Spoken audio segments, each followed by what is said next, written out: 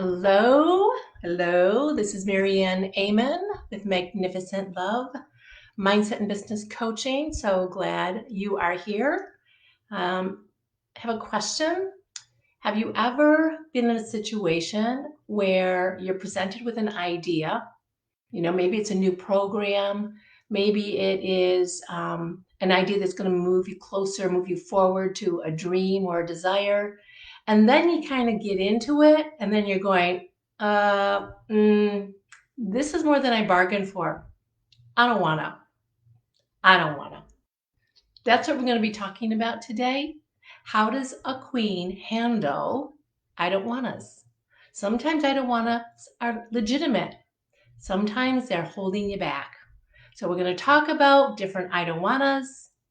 And if you sometimes hear yourself saying in your mind, I don't wanna, it's time maybe to examine that. All right. So welcome, welcome. Please say hi. Let me know you're here. And if you're watching the replay, then let me know #replay. Love knowing who is showing up here and why. Yeah, give me even a comment if you're watching the replay. What is something that stood out to you, something that was memorable, something that's going to help you to overcome a fear and insecurity and move forward? Okay, so glad to see you. Hello, my darling, my faithful hubby. He always shows up. He always shows up. He always supports me. He always believes in me. Everybody needs a Jean, let me tell you. Every woman, every queen needs a Jean. So yeah. Okay, so what we're talking about today is how does a queen handle the I don't wannas? And this has recently come up again for me, which is why I want to talk about it, because this is not something that, no matter how much how aware you are, how educated you are, how competent you are, that you don't sometimes face the I don't want us, right? And so it came up for me again recently, and I want to share what happened, what was behind it, what have I learned, and how you can overcome and reign and rule over the I don't want us, all right? But first thing I want to say to you is this. You are a queen. You are queen. Now, obviously, you're a guy watching this. You might not want to be called a queen. You're a king. But I'm talking to queens here. I am talking to queens. And I'm talking to queens who know. Just because you're a queen, you might not know all you carry within you as a queen. And you need to understand and to appropriate all you carry within you as a queen. All right. And so one of the things that you carry is destiny. You are a queen and you have a purpose, you have destiny, you have power, you have authority that is built in. You haven't been left out. God didn't say, not you. We're just gonna like pass over you and you give your portion of it to somebody else. That didn't happen. You are a queen. And you have purpose, and you have a destiny, you have power, and you have authority, and you are loved. All of those things are products of love. They're fruits of love. And so that's the most important authority you carry. The most important power you carry is love. So as a queen who is a queen of destiny and purpose and love, you exercise that power and authority for good. You exercise that power and authority in, let's say, in service to your purpose, in service to your destiny, in service to your role that you play on this earth in the affairs of mankind, right? God has picked you and given you specific talents, specific gifts. And you have developed those gifts over the years. Maybe you're not aware of them. A lot of times our gifts, they come to us, they're so easy. They're so easy, we don't think of them as gifts. We think everybody can do that. No, not everybody can do what you can do. I know that might sound cliche-ish, but it's true. Not everybody can do what you do or do it in the way you do it. You are unique. And I want you to embrace that. As a queen, embrace your unique gifts and skills and talents. And it's there to serve mankind, to serve God, and to serve you, to prosper you. So that's something we always have to keep in the forefront of our minds. We can forget. We can forget that. So if that's something that means something to you, just give a heart. Give a heart. If you love being reminded of that and you need to be reminded of that, give a heart. All right? So I wanted to just take a minute to contrast. Sometimes I get that word, contrast, compare. All right? Compare and contrast. A queen, the kind of queen I'm talking about, a queen with a divine purpose, an eternal purpose, versus somebody like Miranda Priestly. Do you remember the movie The Devil Wears Prada? Right? She was a queen in her industry. There is no doubt she was a queen in her industry, but she treated people like crap. Yep. They were there basically to serve her magazine. And if they didn't serve her in the way that she needed to be served, she just dispensed with them. Off with their heads. So there are some queens in this world that they have no tolerance whatsoever. Now, I'm not saying that you should take advantage of a queen who is loving and compassionate and just, don't show up on time or don't do quality work or whatever. I'm not saying that, of course.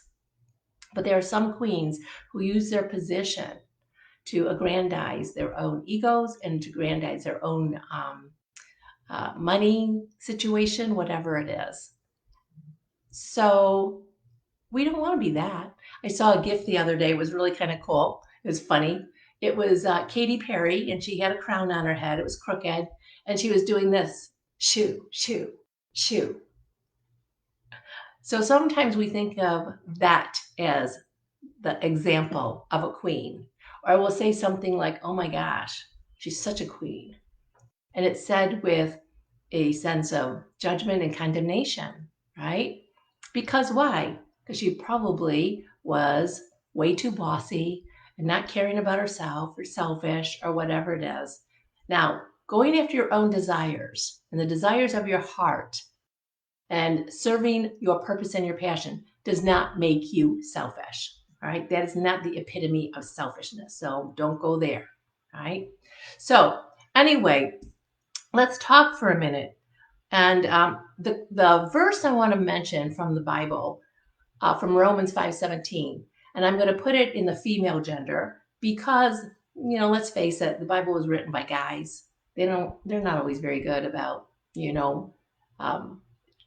addressing the female part of society, right? Let's just say. So, she who receives the abundance of grace and favor and the free gift of being filled with everything that's right. Do you know that you've been given a gift? And that gift is that you are filled with everything that is right. And there's an abundance of grace and favor. And grace and favor actually is abundance. It is abundance. So it's receiving that. It's receiving it here. It's receiving it in your heart. That's going to allow you to make use of it. Make use of it in such a way that the verse goes on to say that receiving it will cause you to reign like a queen in this life through the power of God. Through the power of God. All right. I'm not telling you to do all of this on your own. And sometimes that's the perception. I have to do this on my own, so I don't want to. I don't want to, and I'm not gonna. Have you ever felt that? I don't want to, and I'm not gonna. All right. Okay, so let's move on here. Here's the situation. You get a nudge, you hear a word, you get an idea, and you know in your heart that it is something that's going to move you forward, take you higher, achieve a goal or a desire, right? And you get it, and it kind of inspires you, and you're thinking, yes, that's it. I'm going to do that. I'm going to do that. And then the next thing is you start to get involved or think more about it, get involved in the project, get involved with the program, get involved with the tool that's going to help you or the environment or whatever. you get involved or you start understanding what is actually required. In order for you to take advantage of the idea, the situation, or even a word from God, you start to realize what is going to be required of you. And then you step back and then you go, I don't want to.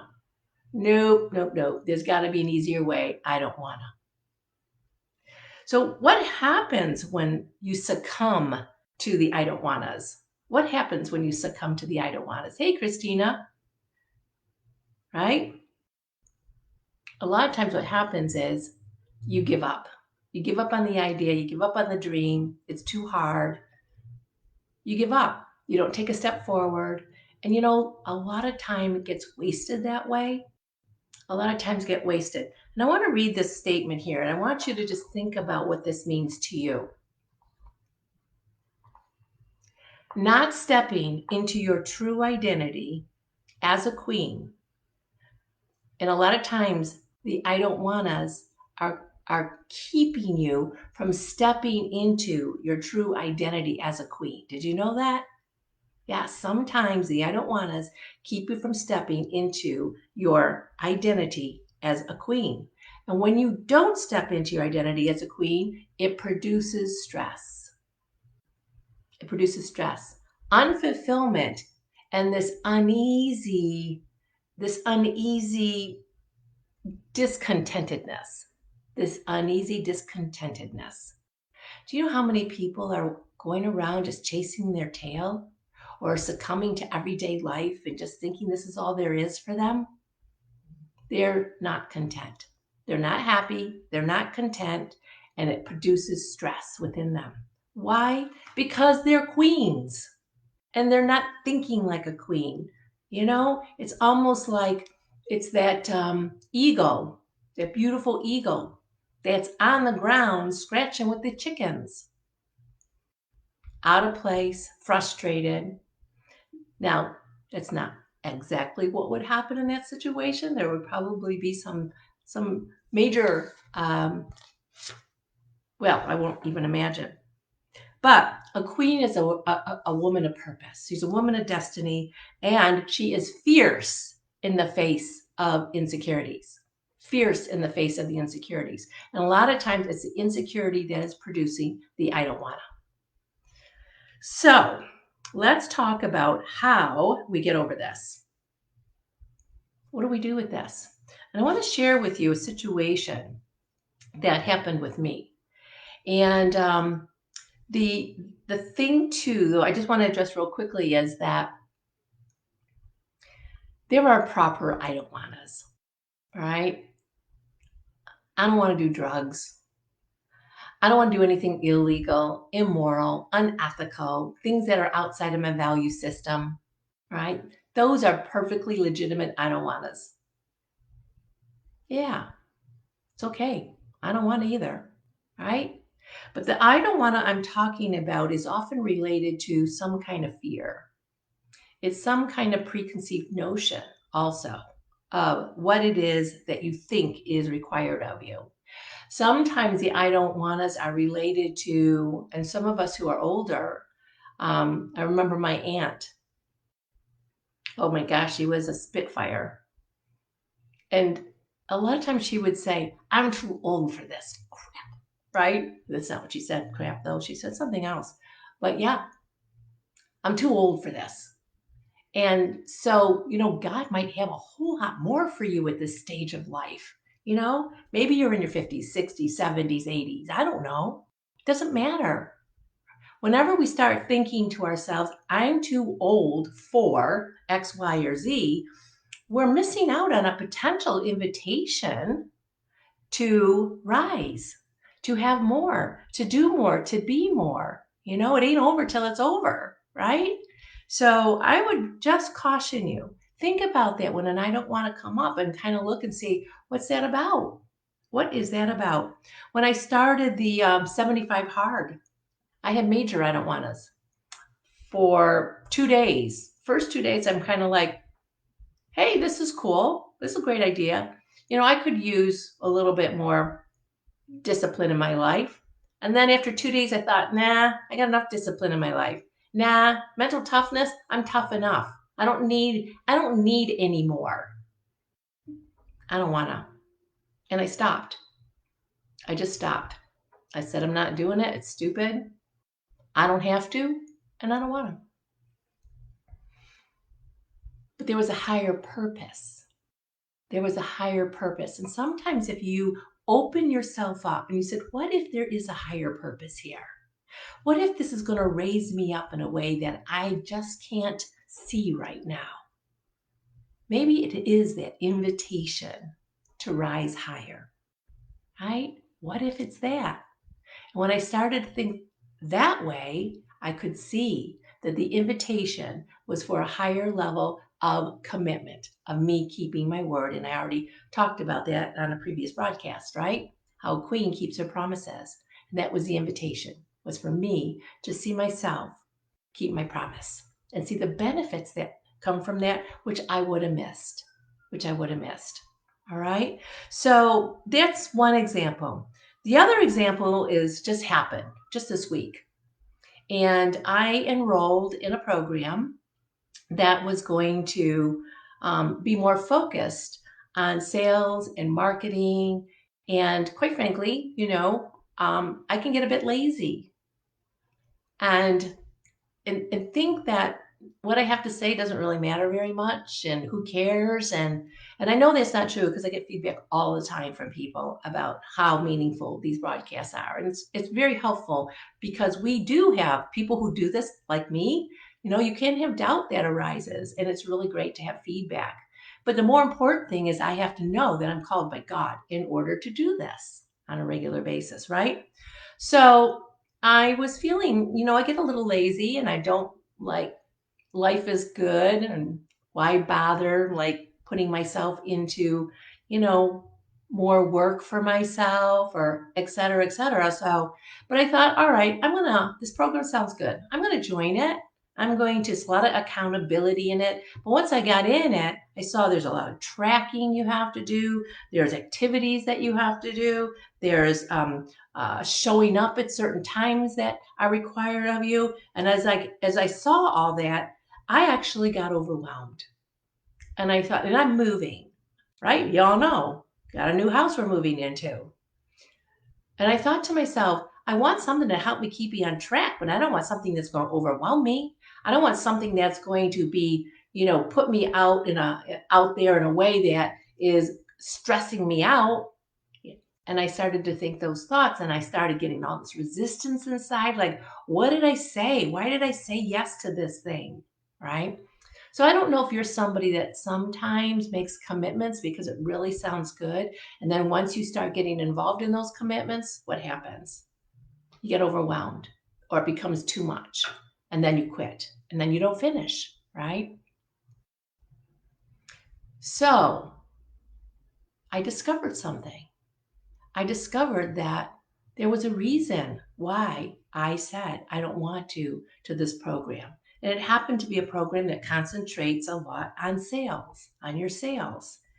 And the way I've done sales before is been very easygoing. Whatever you want to bring in to me, Lord, whoever you want to connect me with, whoever shows up, fine. And I have created a 6-figure income with that approach. So well, that's good enough, right? That's plenty good enough. But I knew the Lord was saying, I'm taking you higher. I don't exactly know what that means. I'm beginning to realize what it means. 75 Hard was part of it, right? And then this program presents itself. And so is the higher activity, the more purposeful activity, the more intentional activity, the more sales activity. All of that, is that important for me to be doing? I wasn't sure. And I could feel all this resistance. A lot of times there's a memory, and that's what happened. There was a memory for me. And that memory caused a reaction within. It was almost like post-traumatic stress syndrome. Sometimes when you have knee-jerk reactions to things, a lot of times it's because there's some memory, some experience that you had is similar to that you're going through now is similar to that, and it calls back all the emotions of that period. So the memory for me was this. I was working for a financial company and we were doing a lot of cold calling. That was part of the job. It was cold calling and getting new clients, and I was selling, financial instruments, life insurance, investments, all of that. And I didn't have a problem with cold calling at all. And I was quite successful at it. And I got in a lot of doors, and I even won an award for being salesperson of the year. So it was quite rewarding for me. And people marveled at how well I did at it, right? And I loved working with the clients. Well, I had this boyfriend, and in the middle, after working there maybe about a year, this guy cheated on me. He betrayed me.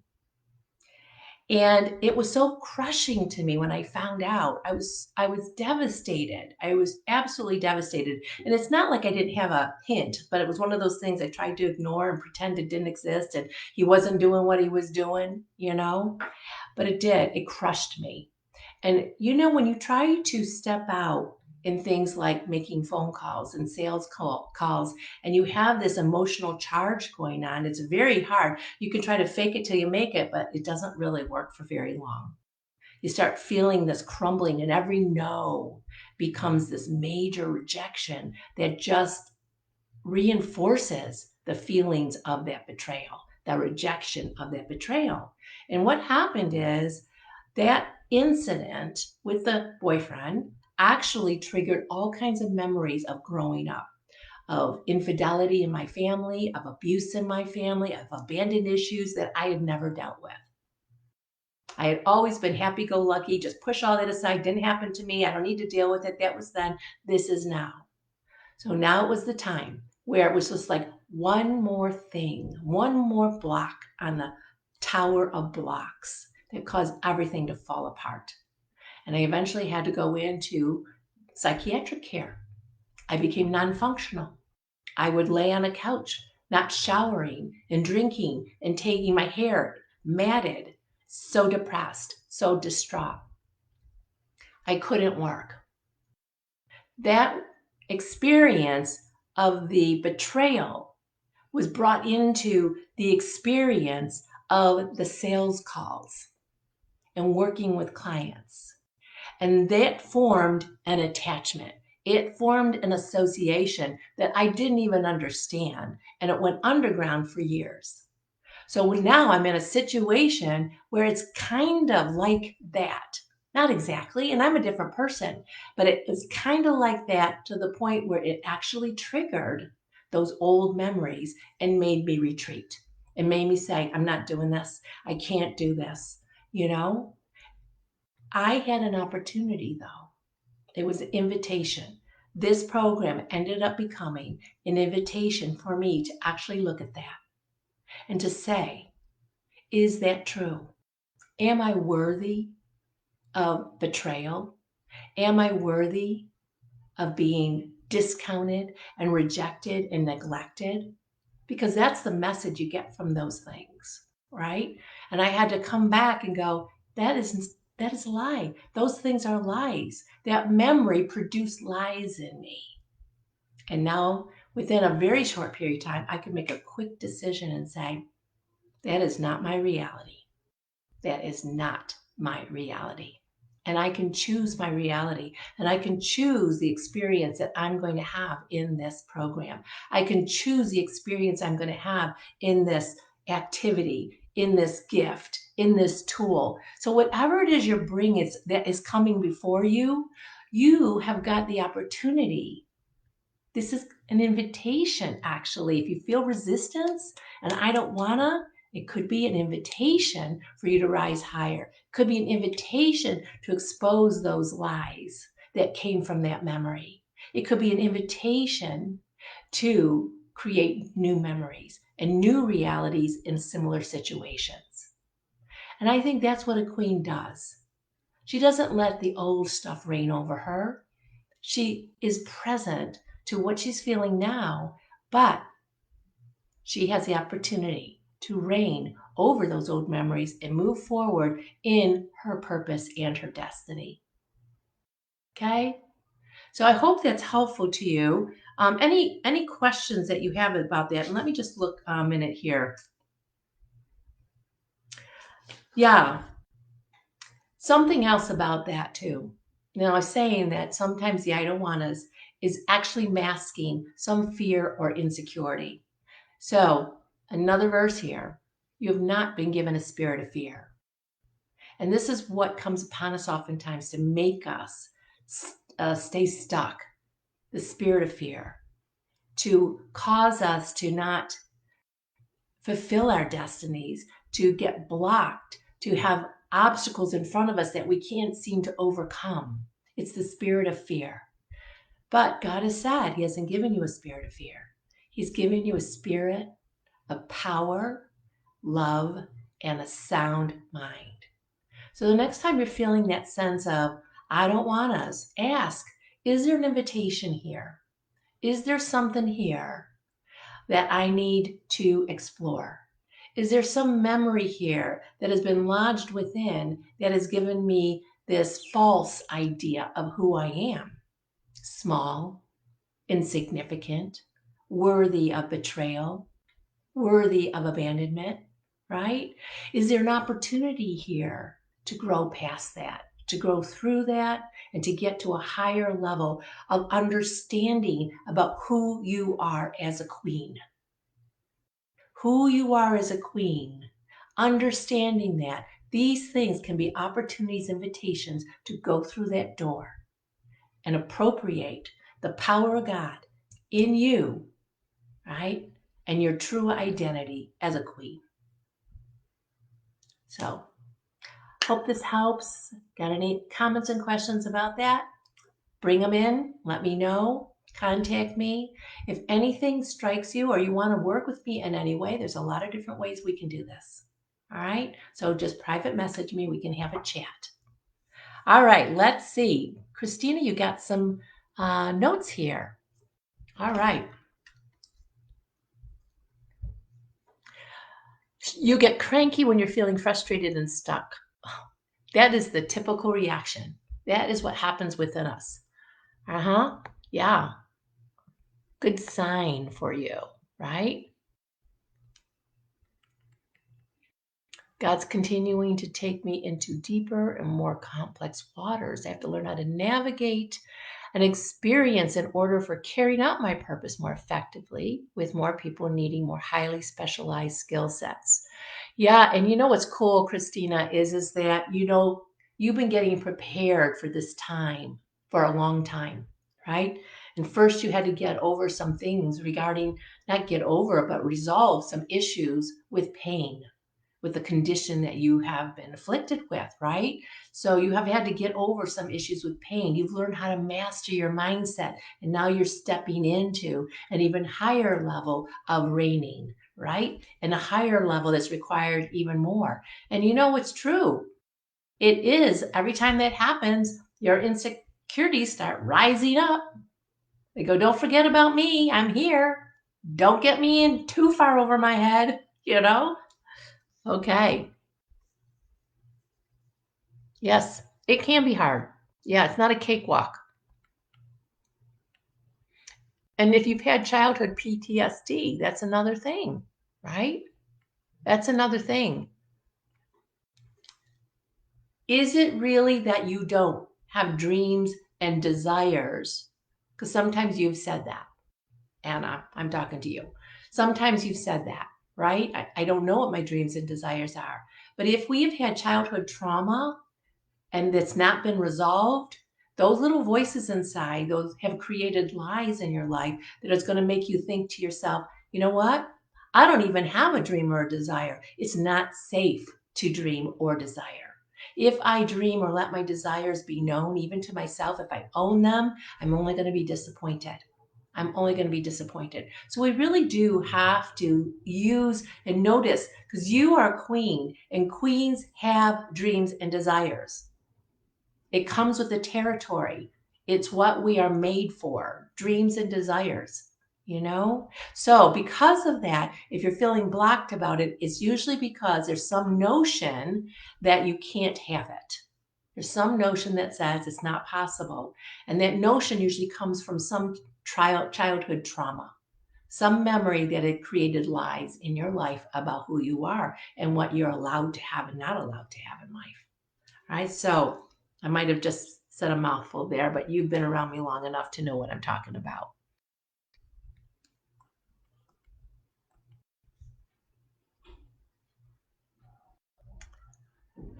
I never thought of this connection.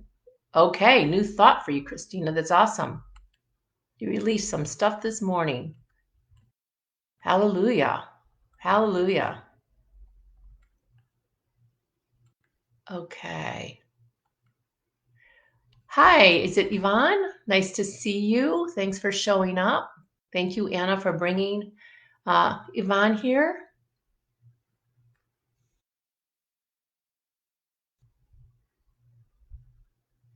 Oh, good for you, Christina. Okay, Queen, leveling up. All right, you do hear me, Anna. I'm glad. I am glad.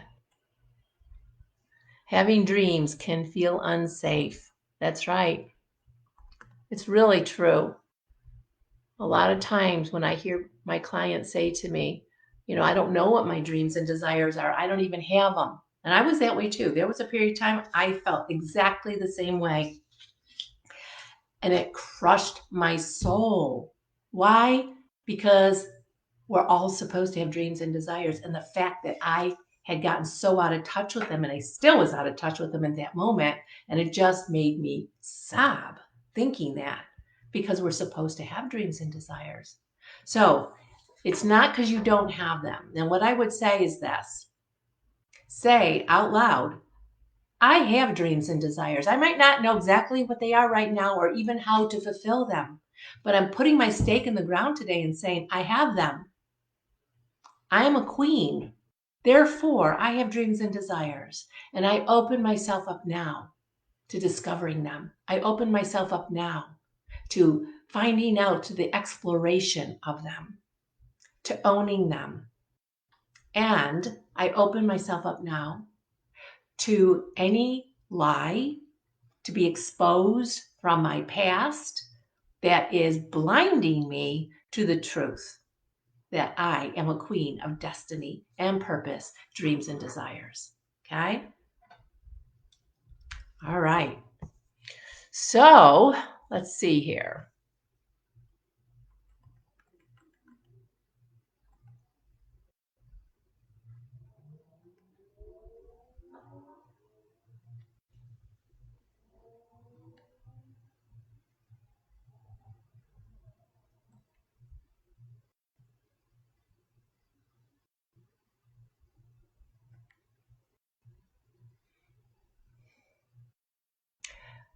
Yvonne, I think, oh, cool, that you have similar thoughts. It's wonderful. Wonderful. I don't know if you're a friend of mine on Facebook, but yeah, let me know a little bit more about you and what you're doing. Okay?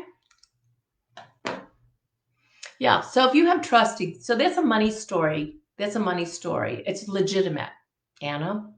If you had your parents were wealthy on paper or wealthy with money in the bank and it disappeared and it was all taken away for what reason or not, one reason or another, and that produced trauma in your life or in your parents' life that got passed down to you, or it got stories that were passed down to you, right? And those stories are, you can't trust money to stay around.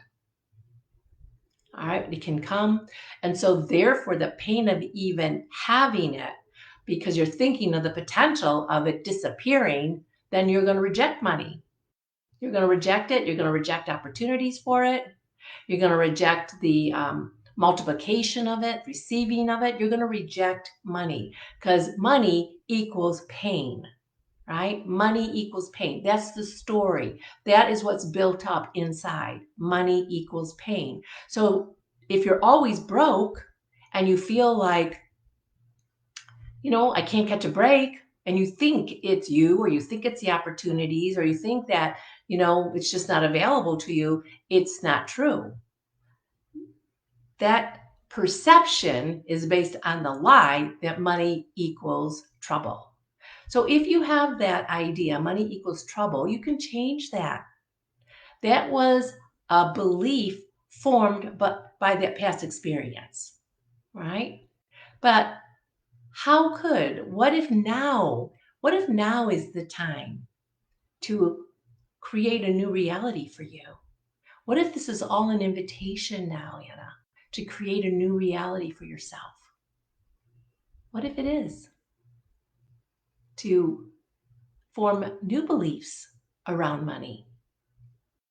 Because as possible as those old beliefs were, money equals trouble, in the realm, in the quantum field, all kinds of other possibilities exist too. And you know what? We do get to pluck out of our reality, the existing world. If God is a God of love, and love is everywhere, and abundance is everywhere, this little reality that we have, that money is trouble because of what I saw growing up, is just a speck. It's just a drop, a teaspoon in the ocean of possibilities. So it might take a little effort on your part. Anybody who has this issue where money equals something negative because of some past experience or because of things that were told to them as they were growing up, this is an opportunity. That reality that you were looking at, all right, how you see money, just like this. Outside of this are all these other possibilities that exist, and you're looking at life and money through this little lens here. So this could be an invitation to you to broaden your horizons. Look and say, this is just one little reality. What about all the other realities that are out there that I get to choose from?